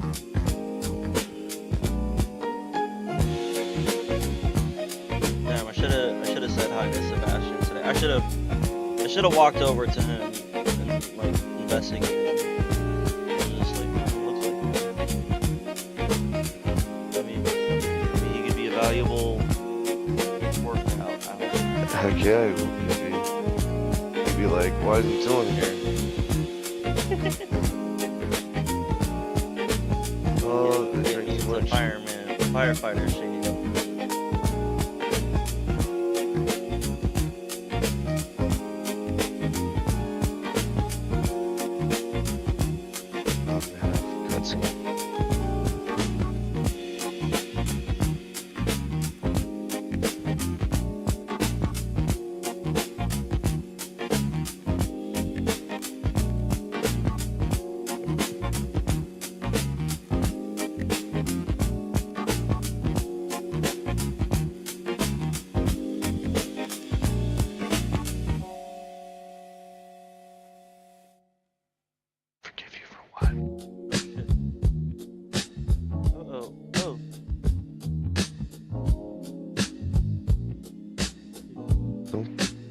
Are you gonna pluck your own eyeball out?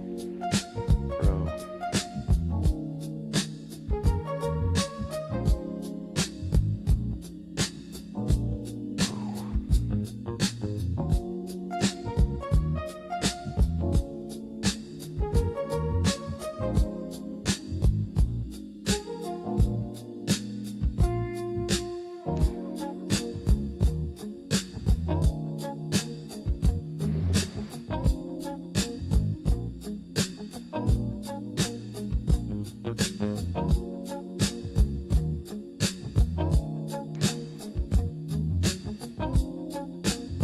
You stunned me?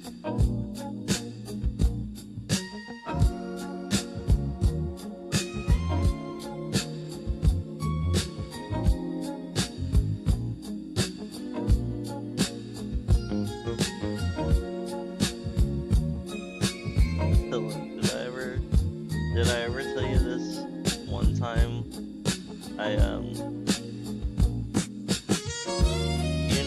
You know the streamer Swifty? Maybe. When I was really big into World of Warcraft, I was talking Yeah, about I him all remember. the time. I remember. Yeah. Where I joined his stream one time, and I was like, "Oh, I'm so happy to see you. You're still streaming."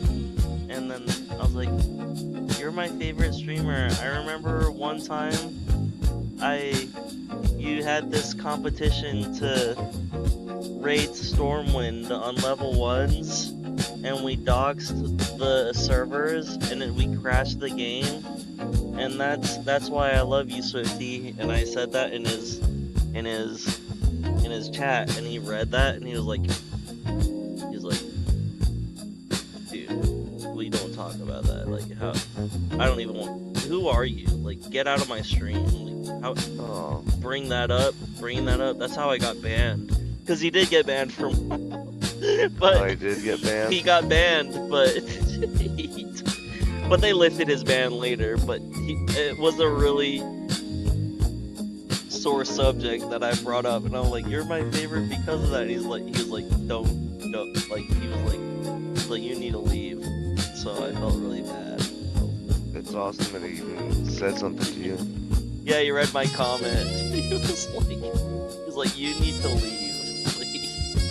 We don't talk about that here. That's a bad memory for us."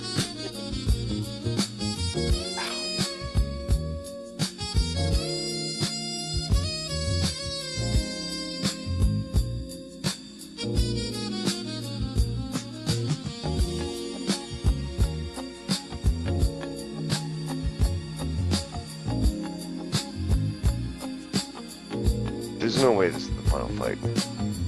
But I am fighting Mesmer. This is his world. This I is am the fighting. final fight for I the would be expansion. surprised if it is. There's so much more, but I may have just beelined it, by accident, right to him. But I would be surprised if that is what I did. Zombie Bolt 4202. I'm sorry I ignored your message. The chat was behind my microphone. I didn't. I'm just gonna turn this off. Okay, I don't need to learn more. I really don't.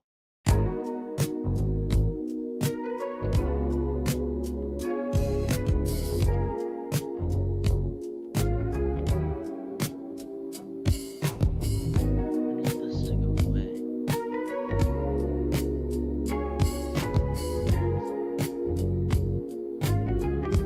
How was that? 11:08. Oh, holy shit! That was over an hour ago, an hour and a half ago.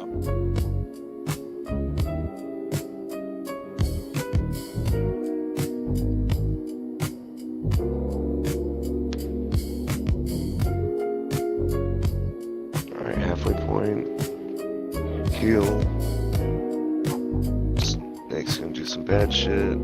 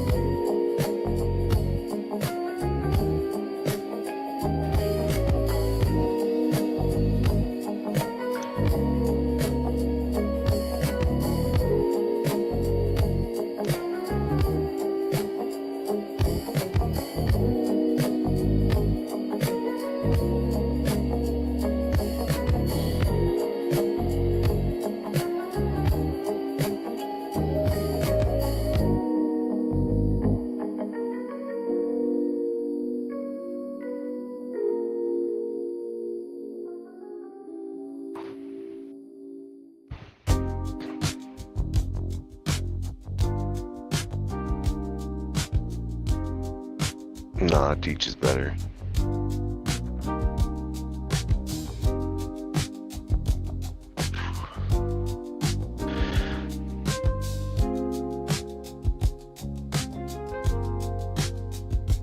What is better? Black Knife Teach. Your weapons? Or are you talking about your weapons? Summons. Okay.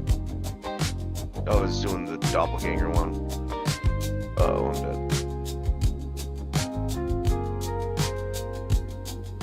I keep getting them to half, which is pretty good. That's promising. Getting a boss to half in Elden Ring is an achievement in itself. There should be twice as many achievements in that game for every time you get a boss to half.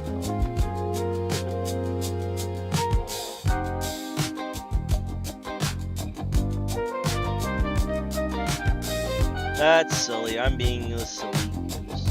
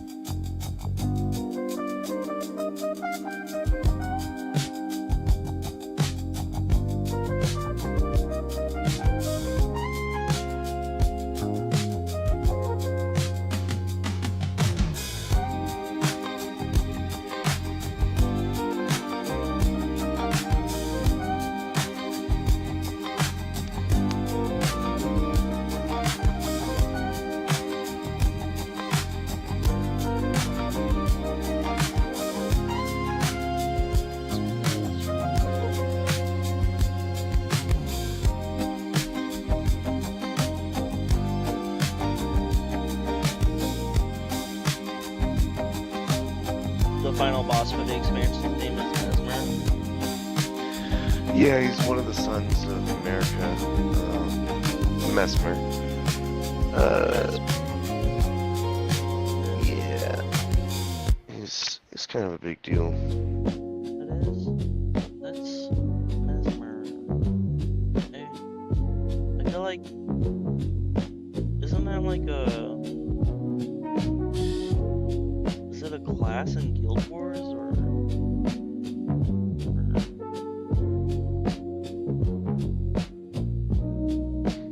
that name just sounds super familiar to me for some reason.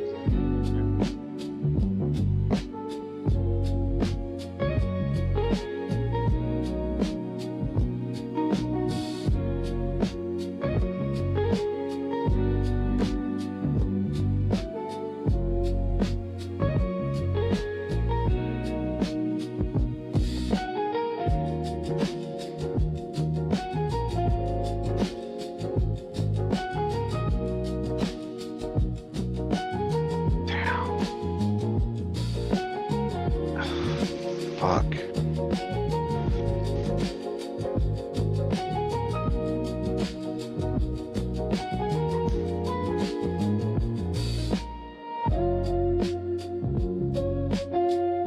Alright, let's look at all the things I can do here. Let's take that off.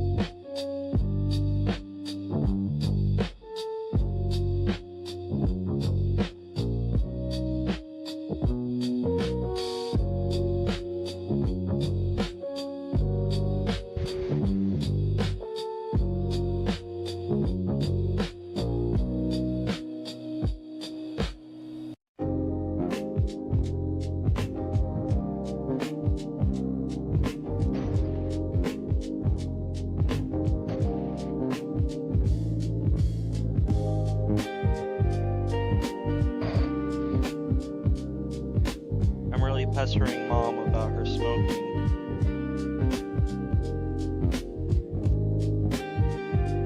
Hmm.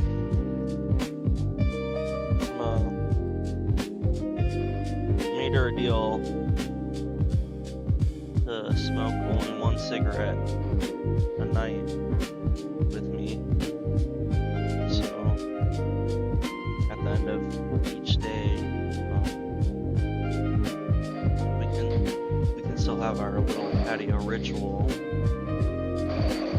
Oh, sorry, you're in. No, I'm listening to you. You're right. Yeah, it's just the patio ritual is so big in this house that I figure it would be a good way to end each night, and that way she doesn't chain smoke all day. She can. I mean, she's allowed to drink. Her doctors have told her that drinking shouldn't be too much of a problem, but nicotine is a danger from what I've heard from her explanation. So I told her, yeah, one smoke a night. I'm gonna hold her to it. Really, Just keep trying to reinforce it. yeah. Do the best you can. Well, yeah, Can't force anybody to you do. can't force it. You're right, but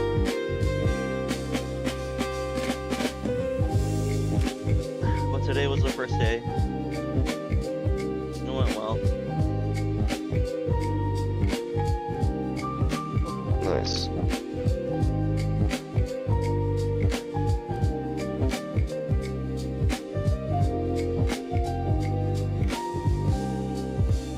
Probably gonna die as soon as I leave this.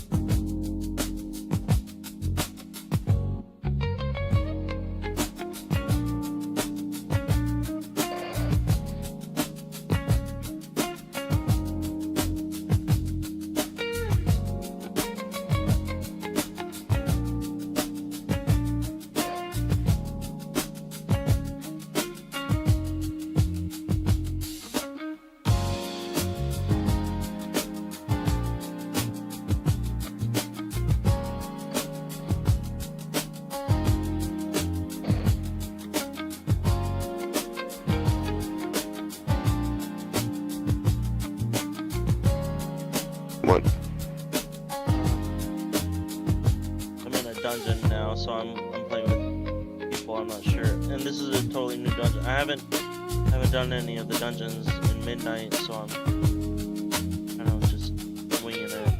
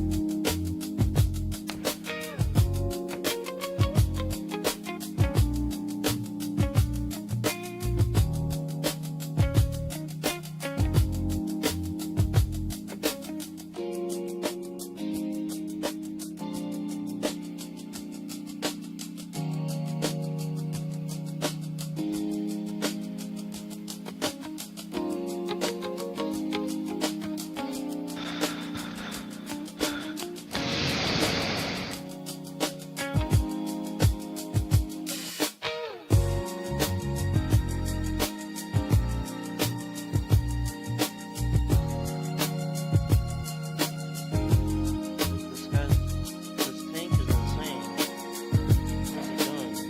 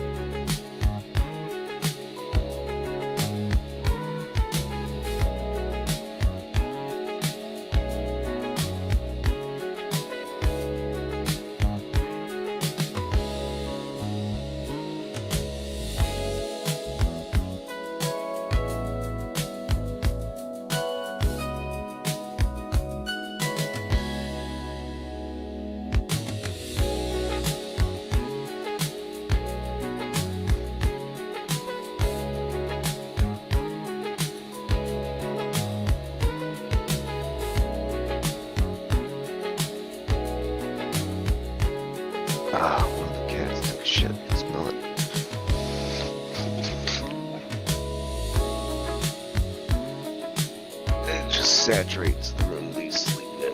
I'm gonna go deal with it. Pardon me.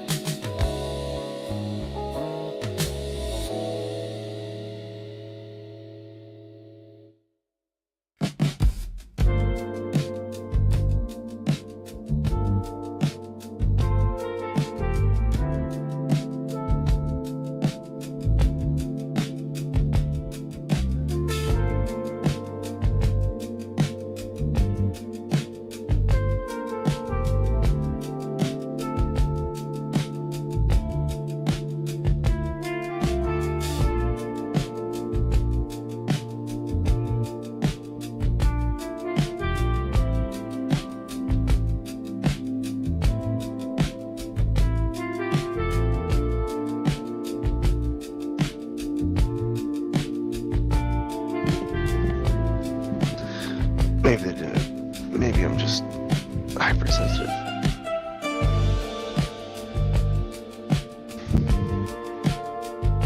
I'm not gonna beat Mesmer tonight. I'm gonna go get stronger. Sounds like a plan. And when you return, you will Yeah. be a weakling. Yeah, I'll get him next. I'll dress up for it.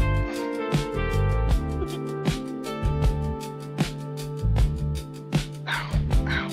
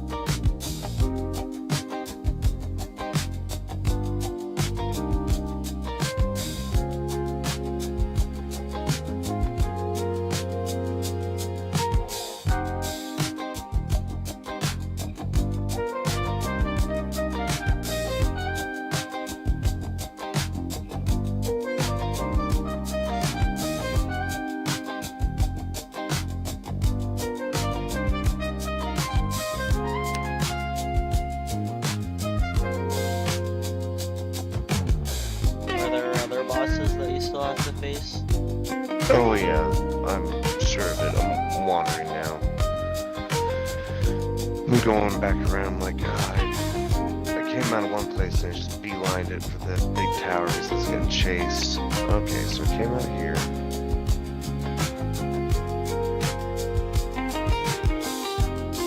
Okay.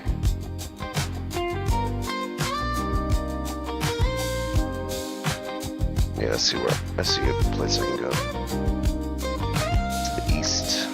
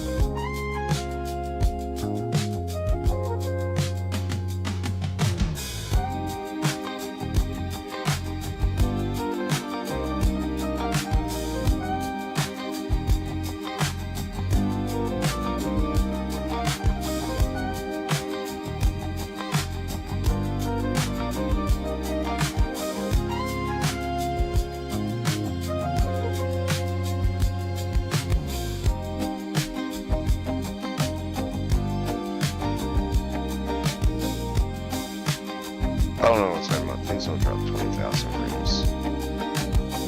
You dropped 20,000 runes? No, things yeah, let me see. This Black Knight, this would be a good, like, test of, like, what?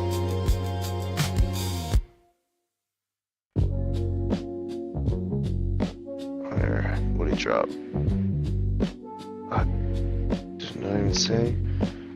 Maybe 10,000? On this horse. It's pretty good.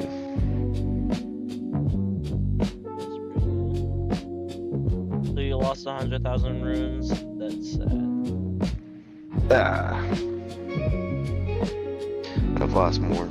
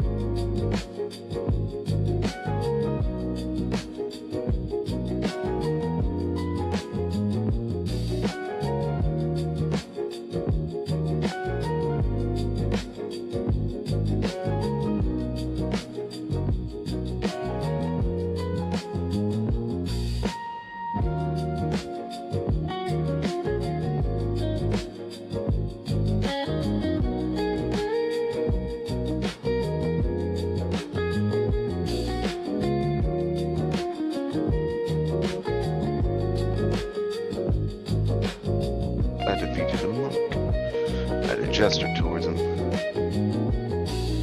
An invader?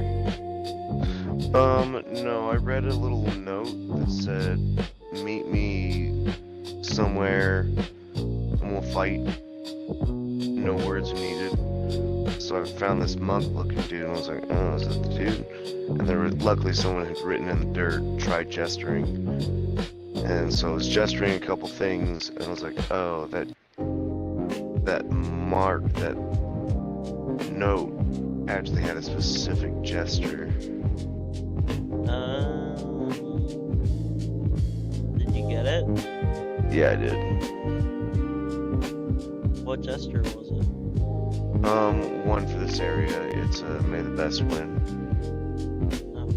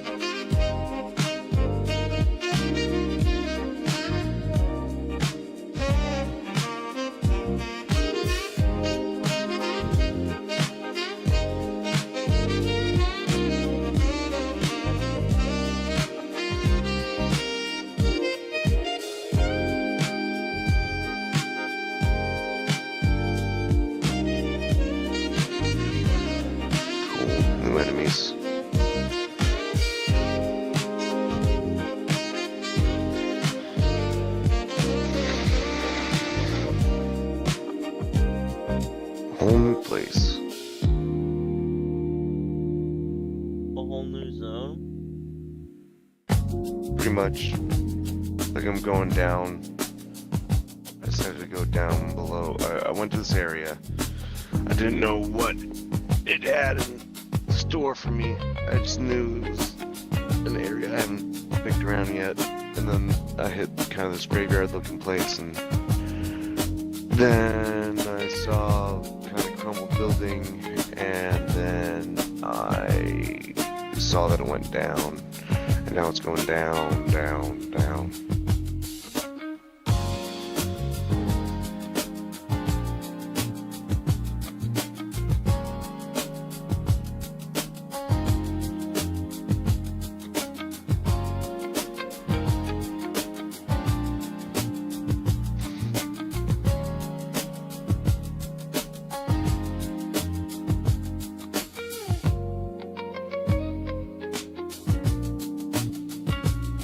Snake, ladder. It's up here.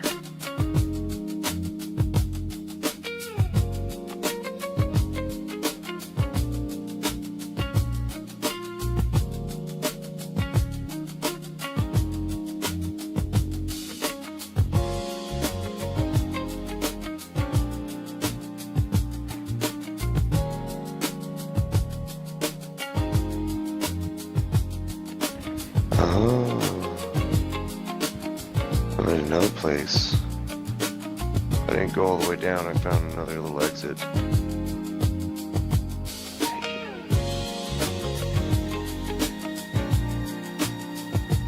Okay, what is this place?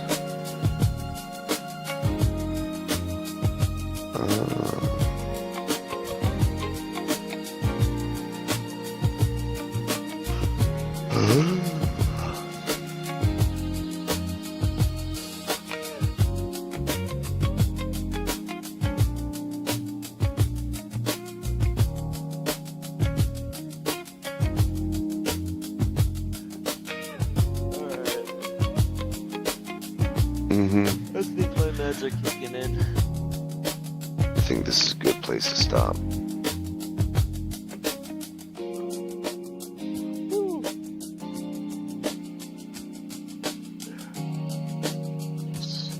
It was good playing with you, dude. Yeah, I had a good time. Dude, you have to get back on this game, man. I'll help you out. You'll carry me. I don't know about carry. You'll let me fall, and then you'll avenge me. You'll let me get my tuchus kicked, and then I'll run to you and be like, big brother, help me. Dude, I'll help you become Elden Lord. Sounds good. I think I gotta reinstall it. Unless you wanna let Ronnie be Elden Lord. I think what happened was Mog just pissed me off so much because I had a bleed build. I couldn't do shit to him and I didn't know how to use Which one that of the one. sewers? Not the one in the sewers. The one in the. Oh yeah. I got a way to stop him. I got things. And I didn't know I had to take that one potion to prevent that giant bleed effect from happening. I probably could have done it if I knew that, but... Yeah, so you have to beat him. So I beat him again. He made me shit my pants the first time I played him. It's the only time playing video games I've ever shit my pants. I couldn't believe it. How bad was it? Was it just like a little bit, or? It was just like a little bit. It was a little bit, but it was... I pushed it out, and I was on the horn with Luke. Oh, by the way, I'm streaming. Alright, that's fine. I was talking with Luke while I was doing it. It was in between. It was when I was working like all those jobs. It was in between coming home from. What's it? Barbecue joint before Frazier's.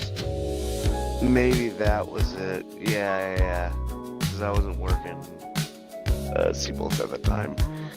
So I had a little time down, and I was like, oh, I want to see where I can go. And I was like, oh, it's Mog. And I beat him on my first try, but but at the cost of your pants. Yeah, I was like, alright, I gotta go, and I like hung up. And I stood up, I was like, what the fuck?